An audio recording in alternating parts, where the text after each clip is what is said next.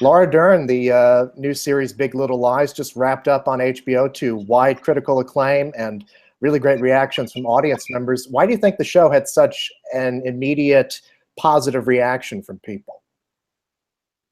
Well, it's always hard to say, why it became sort of part of a moment of people really responding. I mean, particularly kind of getting interested and obsessed enough to be watching live as well, which is rare these days.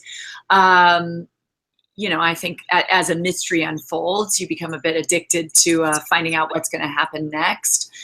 I know for me personally, I became enthralled with the idea of having the experience working on something with other actresses because it has been almost unheard of that there are 5 complicated, interesting, flawed women characters all longing and invested in this storytelling. So that was just a great privilege. And I think people, enjoyed learning about their lives, having judgment almost immediately about a number of them, certainly me, and seeing how both the writers and Jean-Marc Vallée played with you questioning your own judgment, or maybe even feeling guilty for your judgments rather quickly as the story unfolds. So I think that became a really interesting experience for audiences. Well, right, with your character, it's really interesting. Let's talk a little bit about who Renata is, because when we first meet her, she's sort of set up to be almost like an antagonist. And as the series goes along, you start to peel back more layers and sort of learn new things about her. So talk a little bit about who she is.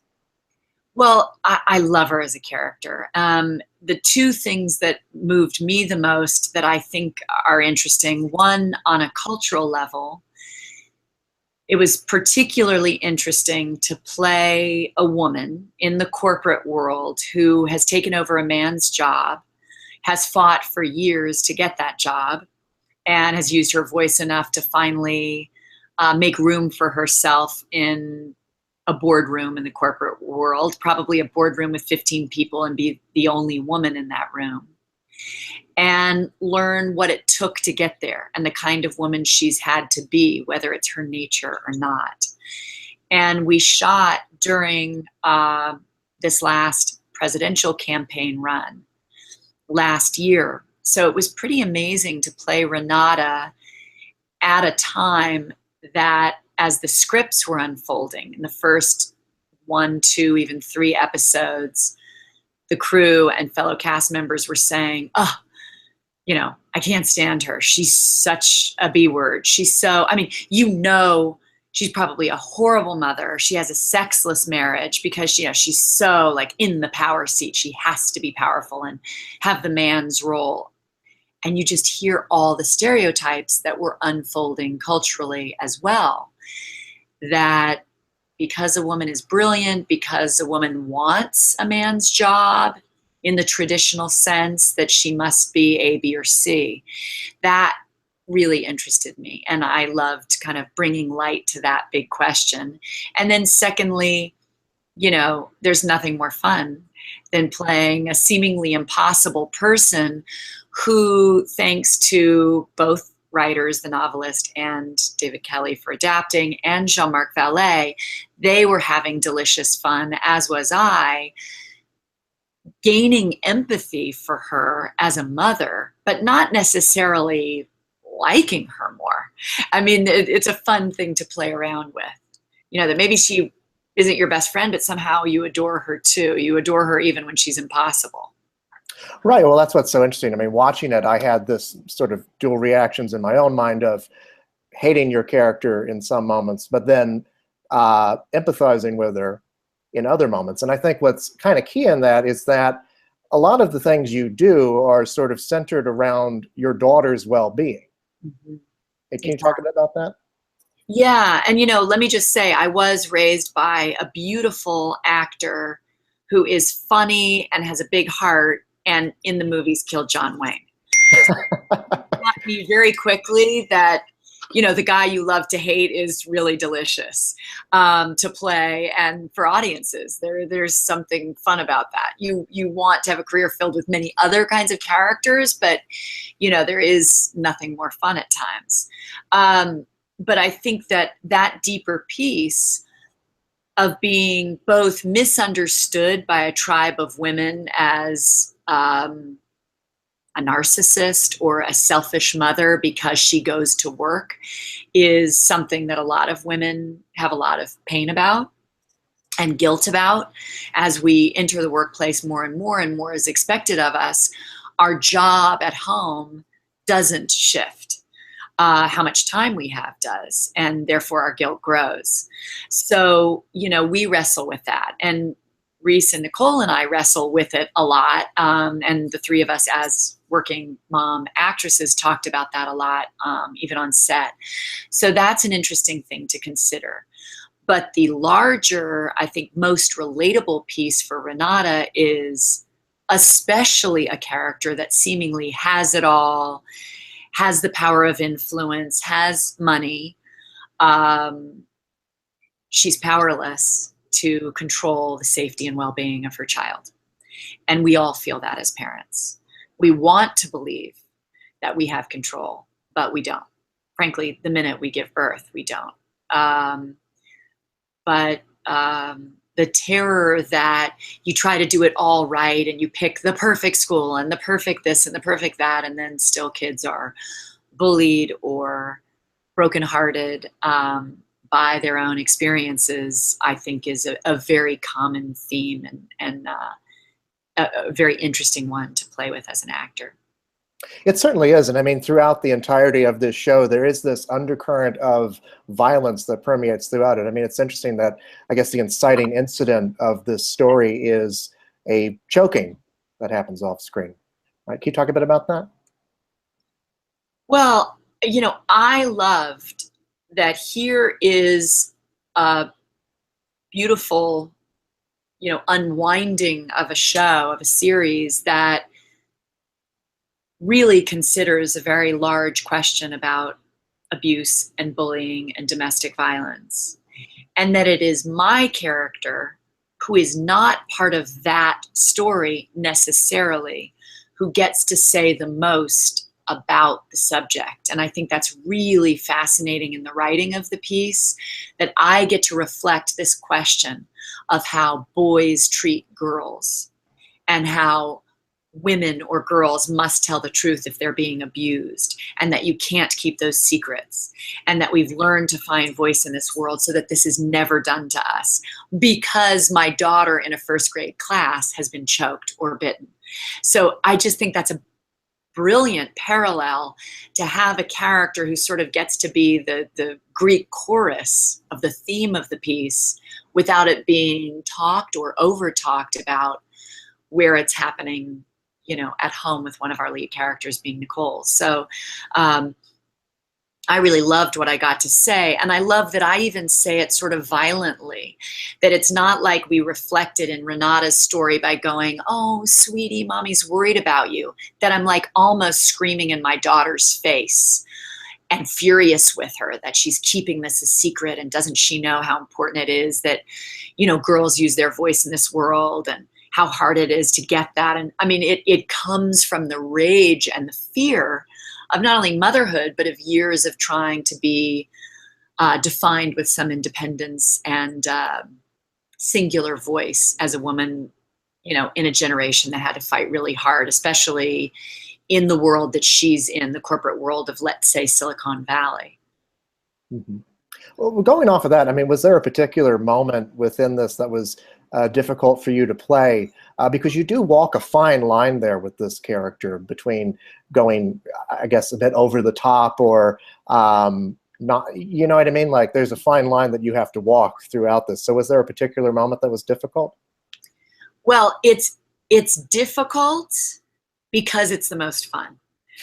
especially if you're in the hands of Jean-Marc Vallée. I mean, it's, you know, and Jean-Marc, our director, also directed Reese and I in Wild year before last. So we were very close. We felt like such a family. It's the same cinematographer, Yves Bélanger, same producers, being Reese and her partner Bruna as two of the producers on the project.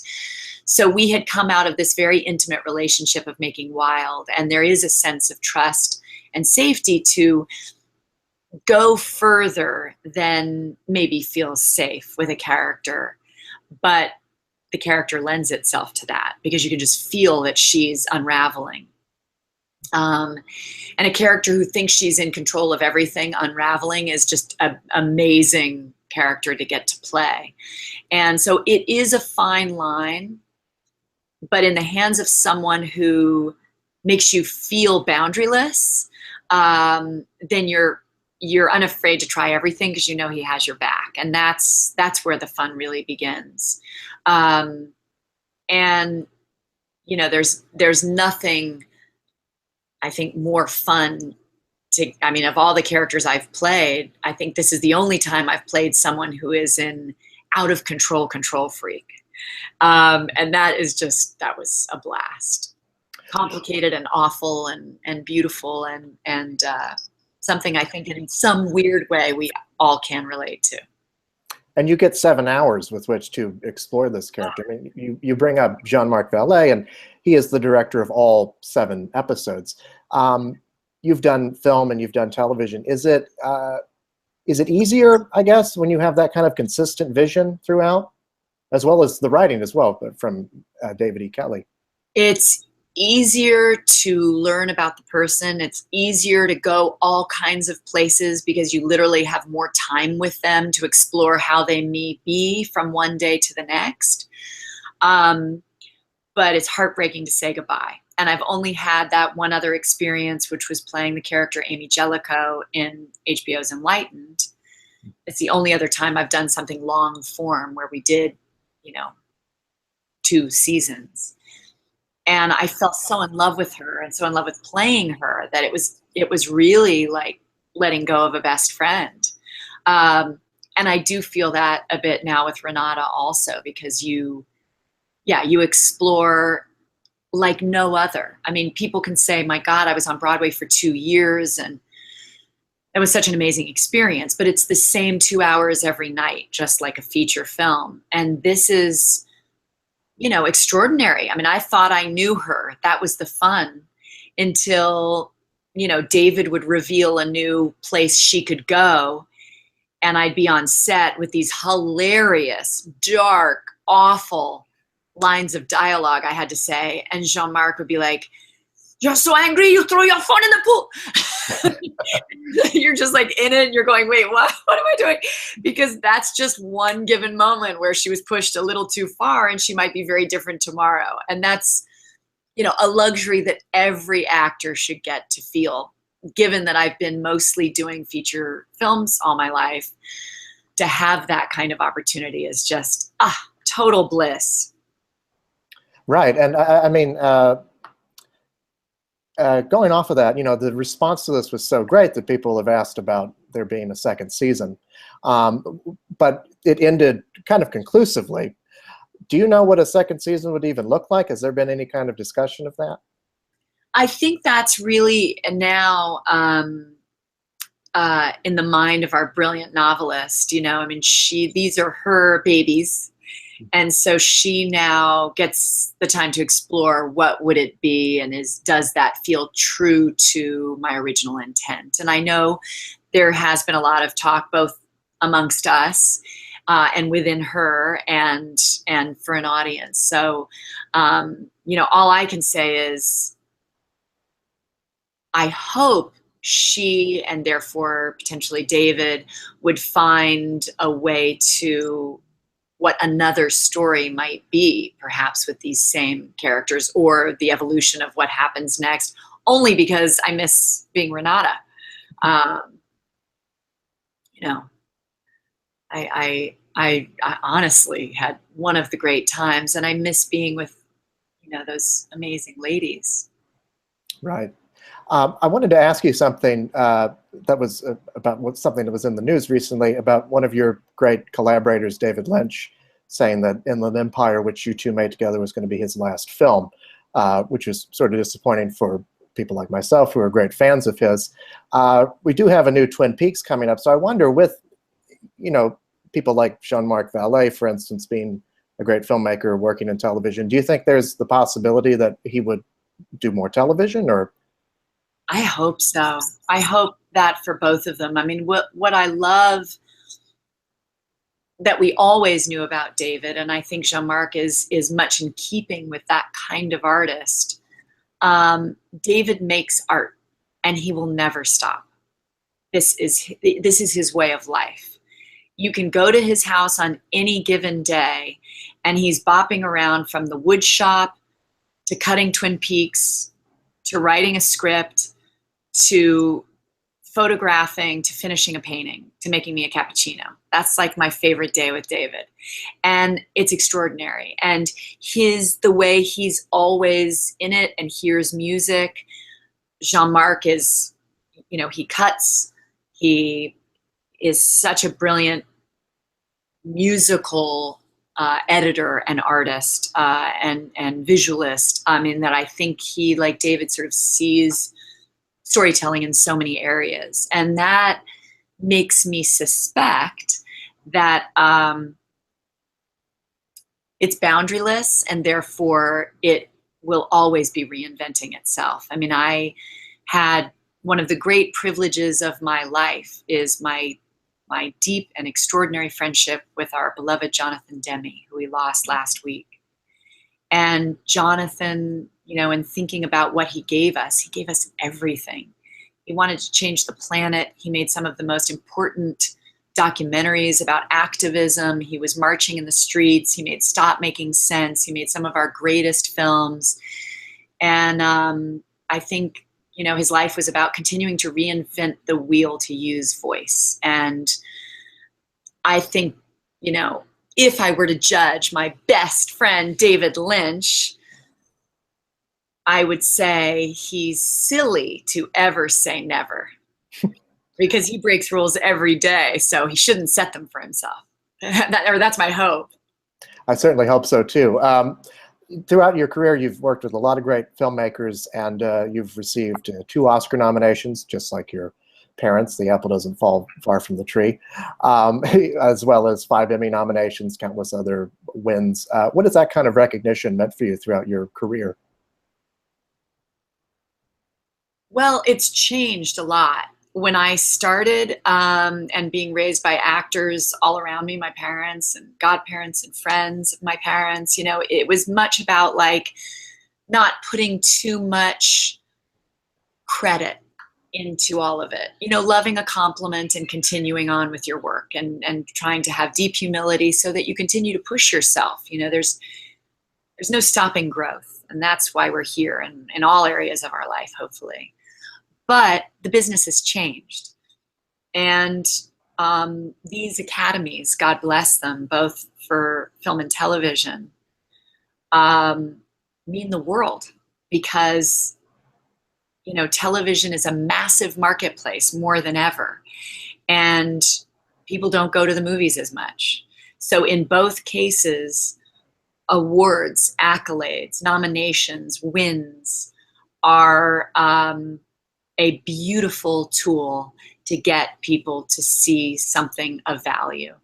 And, I have heard from so many friends around the world who would not have seen Moonlight, but did because of it being honored in the way it was by the Academy, who deserved Moonlight, who witnessed Moonlight affecting change in their own families, the way they were thinking and loving people deep to them in their lives. Like, that's gorgeous. So if we're here to want to make an impact and want to entertain, you sure want it to be seen. So now I'm grateful beyond measure and enlightened because I was a co-creator and a producer on it.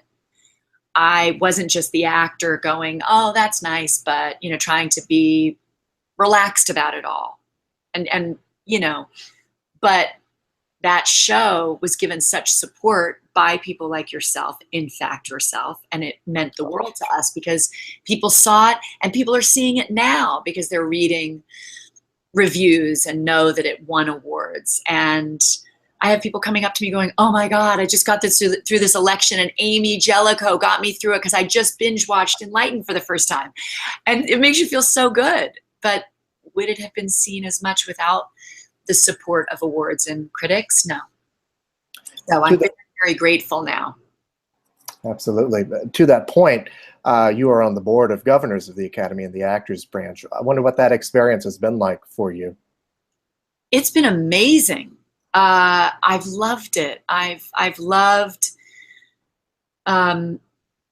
being part of what, to me, given my family, is part of a legacy that has meant the world to me. I was raised on movies. I was raised on my parents sacrificing all to become actors, leaving home to become actors. I had a very different upbringing than my parents, but their love of cinema, which started as little kids, grew, and their stories meant the world to me. And I know, alone in my room while my parents were away working, I know that Lucille Ball and Barbara and Betty Davis and Barbara Streisand and all these different people from film to music to television, I know the impact they made. I know the impact All in the Family made, and seeing Julia for the first time. So I remember those moments, or Dog Day Afternoon, and I went, I would sacrifice anything to get to be an actor. And the fact that now I can be part of making sure that not only the history of film through the Academy Museum and through the genius of archives around the world, that movies don't go away and they're here forever for future generations, and that there's a place to honor film, but also within the Academy to honor the voice of film globally, of global filmmakers, of documentarians, and honors diversity and the female artists and filmmakers that have been working forever to tell stories. So if I can be part of, this, I think, deep, newer than ever mission statement of the Academy to really honor the integrity of the artists that fight to tell the truth and entertain, then how lucky for me. And I'm meeting the coolest people. I feel like a kid who's just learning from the greats. Well, Laura Dern, thank you so much, and congratulations on Big Little Lies. It was a pleasure talking to you. Thank you so much. Thank you. So great, as always, to talk to you. Lots of love. Thank you very much. Have a good day.